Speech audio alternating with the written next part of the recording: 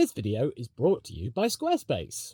Oh boy, you might be thinking, is Nikita Mazepin going to be topping this list, Law? Well, hold on for a second there. This worst drivers of the 21st century list is, slightly different. Because even though I am about to share some stats with you, I wanted to look at the complete picture. And I would wish to catalogue the 10 drivers that were basically incompatible with life in Formula 1. The actual aura. Whether they were actually fit for the sport that they were trying to find themselves in, be they a paid driver or otherwise. Did they deserve to be part of this circus, this travelling circus, or were they just a solitary clown? Did they not subscribe to the stereotype? Like, I don't amongst F1 content creators. But you can subscribe to me. Thanks. So starting things off with the likes of, yes, Pastor Maldonado. What? Law? How dare you? How dare you vilify the goat before the other goat? Now, wait, hear me out here, okay? There is a reason why I've made this worst drivers list slightly different to all the other ones. Pastor is the most paradoxical driver in modern F1. He's capable of stunning brilliance and staggering recklessness, often in the same weekend. It's why he inherited the nickname Crashter Maldonado. He got that in before Crashtappen was cool. Backed by Venezuelan oil money, his seat at Williams came with political pressure. But he wasn't short on raw speed, no. That's exactly what we saw in Spain of 2012, where he legit beat Fernando Alonso. He was on fire, as was his garage afterward. So yeah, even with that win, he was surrounded by chaos. Because Maldonado, in just 96 Grand Prix, managed to rack up 29 retirements. And many due to collisions that were entirely his fault. And put simply, teammates like Rubens Barrichello and Valtteri Bottas, over the course of the season, they would utterly trounce him. And yeah, sure, 2012 was good, 25 points to his name in that particular weekend. But the following season, with Valtteri Bottas as a teammate, the Finn scored 49 points, whereas Pastor only scored 1. And right at that moment in Williams' history, they needed consistency and data to try and keep themselves in the midfield and not fall closer and closer and closer to the 3 backmarker teams. Well, I mean, 2 after HRT departed. All that Pastor was able to deliver them were headlines and a growing pile of broken bodywork and, oh yeah, $50 million of oil money a year. Despite his speed, his temperament never matched the discipline of the sport, and his tenure remains as one of the most frustrating what could have been cases in recent history if he just took it down a notch. Then we get to number 9, and it's a Red Bull driver, and also a Minardi driver. Somebody who unfortunately wasn't able to make the cut after he technically got inherited with the Minardi deal, one Robert Doornbos. He entered F1 with a decent resume from F3000 and testing duties for Jordan, but his time in the sport left virtually no impression. In my honest opinion, being bad at something means you've got some sort of lingering legacy, some character. Just being bland and just meh, I mean, that's worse in my book. He replaced Patrick Friesacker at Minardi in 2005 and then got promoted to Red Bull for a handful of races the following year after Christian Klein was dropped right when Red Bull took over Minardi, Toro Rosso. He failed to capitalise on this retention. He never scored a point, significantly outpaced by David Coulthard, sometimes by over half a second a lap on average. And at that time, Red Bull was really starting to establish itself, find a really good partner to David Coulthard for some long-term development. They did eventually find something in the form of Mark Webber, who would then go on to partner Vettel for a good few years.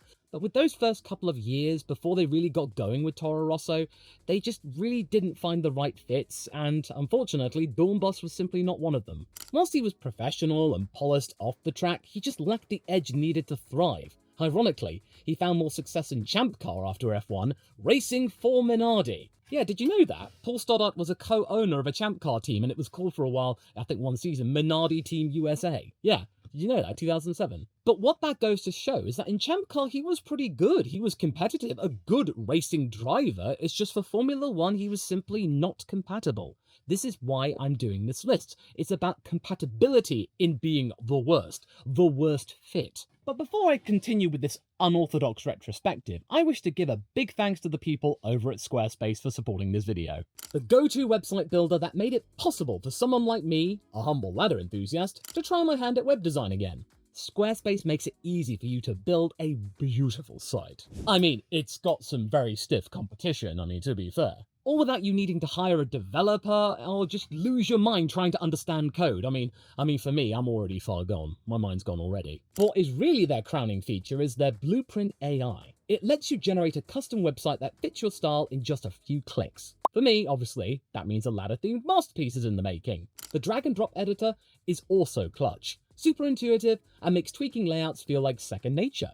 When you're ready to launch, go to squarespace.com/LawVS to get 10% off your first website or domain.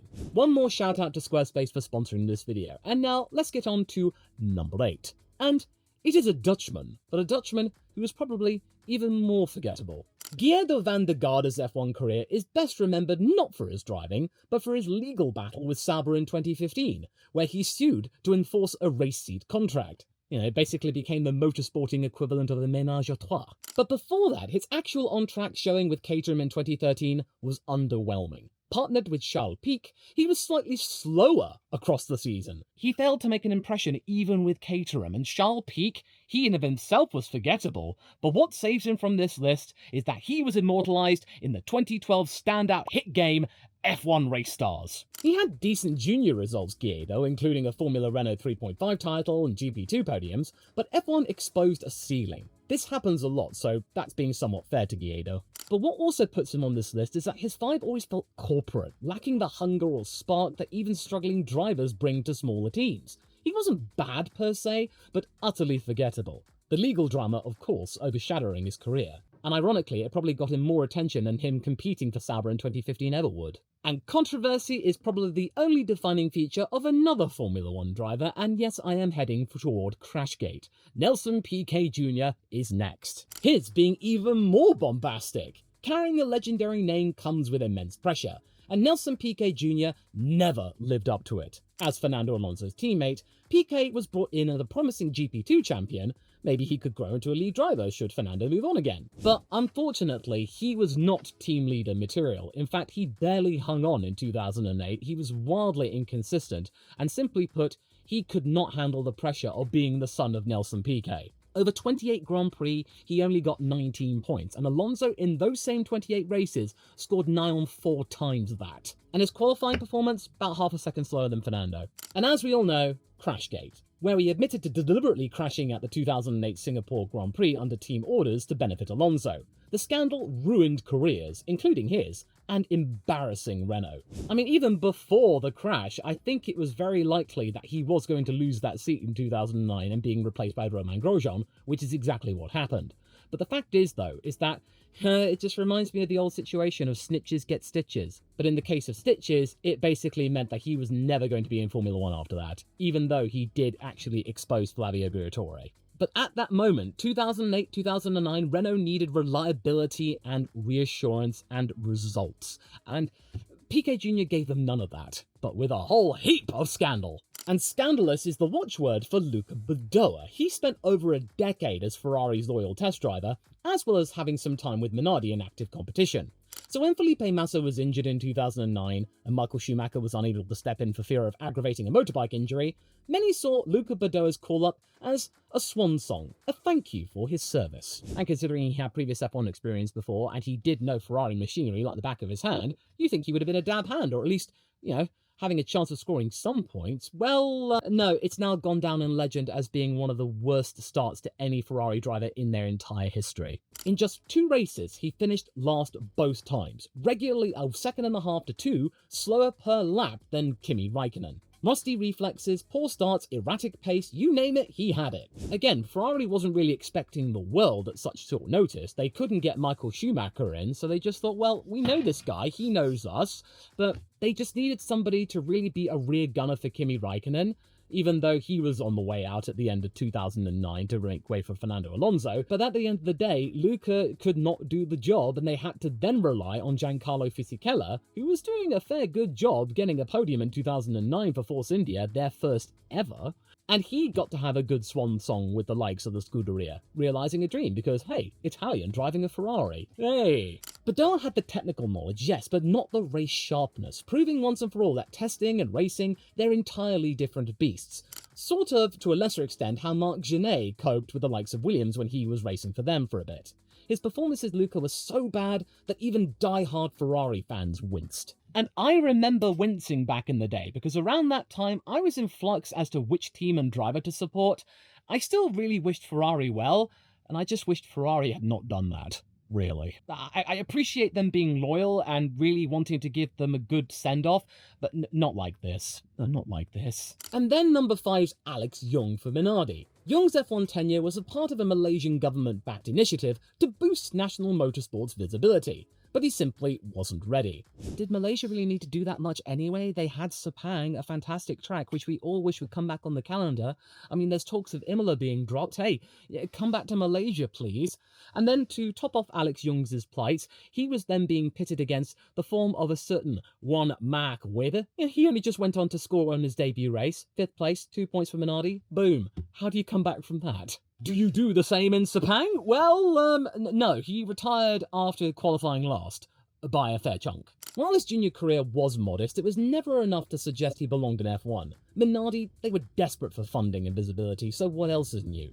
And Young's backing did help them survive another season, but the price was performance. Even internally, the team saw him as a compromise. So already, Alex was on the back foot in that he was only there to pay their bills. He wasn't really valued, wanted, and I keep saying, if a team values you and wants you, it does you the world of good. And speaking of the world, Alex Yoong has gone on to be a dab hand when it comes to commentary in the Asia region, so I'm glad that he's managed to find a career outside of Formula 1 or around it after his time in motor racing. But yeah, it just goes to show his inclusion with Minardi, it was an obligation, it wasn't really compatible with Formula 1, but he seemed like a nice guy, nothing wrong there, he seemed quite pleasant, just not cut out to be a Formula 1 driver, even for Minardi. And another driver who might not have been cut out is the likes of Scott Speed. Now, you might be confused with this one, but this is part of the purpose of this list. Scott Speed, he had everything going for him on paper. America's best F1 prospect in years, Red Bull backed, a feisty personality to go with it. You would think that he would smolder, he would nail it, the cameras would love him, he'd be a social media darling. Well, that's the thing. He came around in the mid to late 2000s when Twitter had barely gotten out of alpha and social media wasn't even a thing. YouTube had only just been bought by Google. It was that long ago. So you could say that maybe his character was way ahead of its time. So therefore, in traditional media, it wouldn't go down well at all without full behind-the-scenes context. Also, F1, it isn't just about attitude, it is about adaptation, and Speed, he never settled in. Arguably, he was marginally slower than teammate Liuzzi and scored no points in 28 Grand Prix.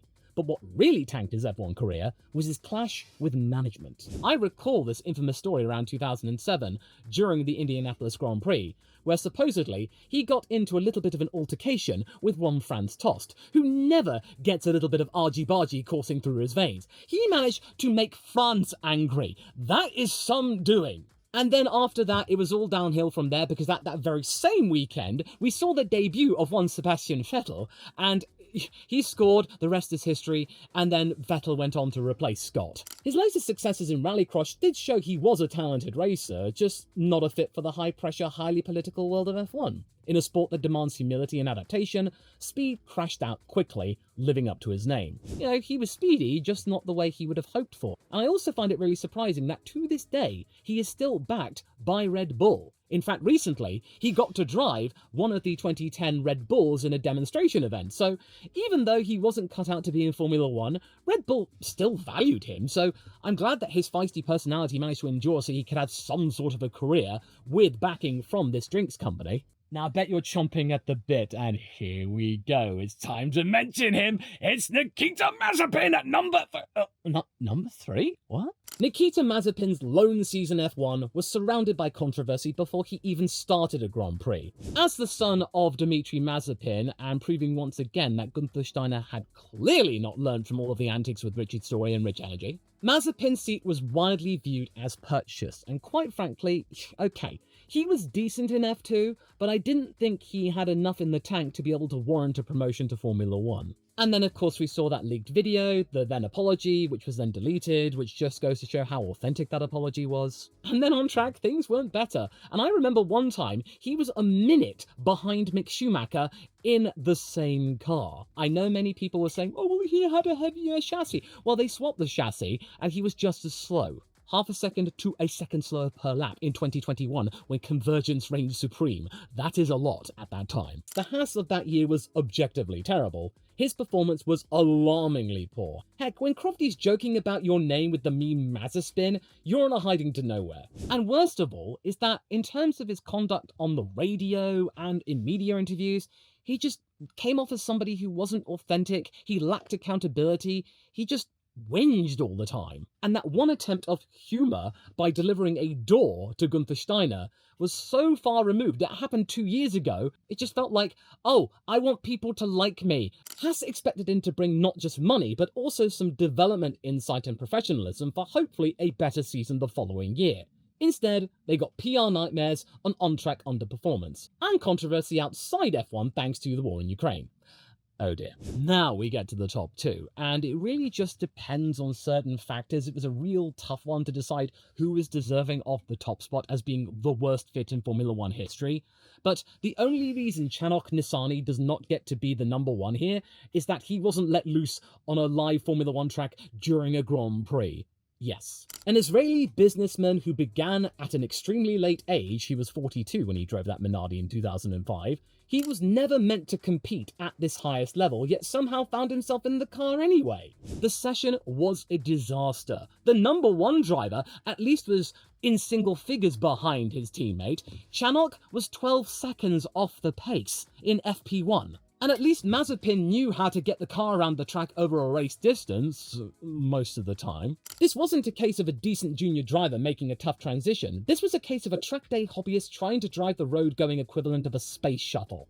Minardi, they were really cash-strapped at that time, desperate. Right before the Toro Rosso buyout, Nissany brought sponsorship and that's what mattered, but he was universally mocked. And that session goes down as one of the most surreal in history, where he was just simply not cut out for the job. Fortunately, his son Roy, in Formula 2, proved that he was competent, that there was some improvement there. The Nissany name wasn't always terrible, but Channoch's time, he was the ultimate example of what the hell is he doing here?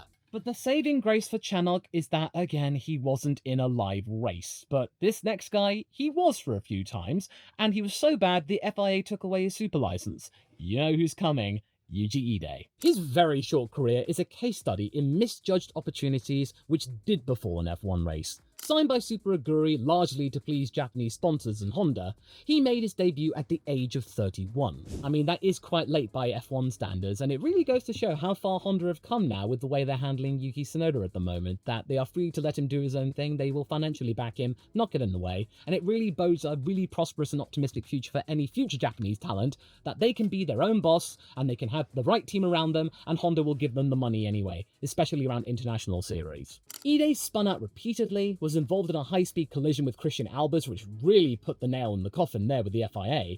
He was just not really somebody cut out for modern F1. Consistently over 3 seconds a lap slower than Takuma Sato, who was driving the same car. He wasn't just struggling with just driving the car in general, he seemingly lacked spatial awareness, which resulted in the clash with Albers. And many people complain that Lance Stroll is bad in that department, spatial awareness. He's got nothing on Ide. Yuji lives on as a living embodiment of national interest outdoing basic racing merit. Which again is why the decision for Honda to change the terms of their relationship with Yuki Tsunoda wasn't a vote of no confidence, but the beginning of a new, prosperous future.